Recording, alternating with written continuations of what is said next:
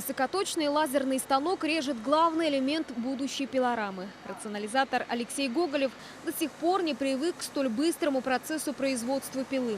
Над созданием своего первого станка тогда обычный сельский труженик, а сегодня резидент якутского технопарка трудился 4 года.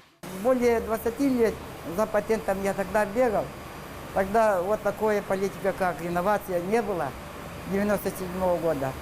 И я вот один бегал. Даже я попался этим аферистом, там все, огонь и воду я прошел.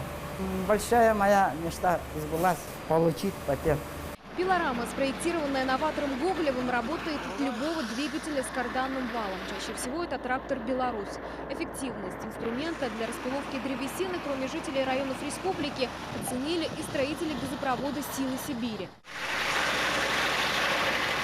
Нехитрое изобретение из Якутии недавно получило признание на Московской международной выставке «Архимед». С его возможностями ознакомились эксперты из 18 стран мира. В нашей пилораме не требуется электроэнергия, и высокая мобильность, и простота установки.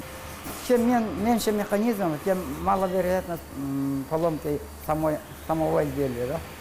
За последние 4 года якутские рационализаторы и его команда продали более 300 моделей пилорам и вышли на производственную мощность. Во время выставки в Москве изобретением Алексея Гоголева заинтересовались представители многих российских заводов. Пока якутскому Кулибину выйти на новый рынок мешает сложная транспортная схема доставки пилорамы. Айна Винокурова, Денис Попов, Вести.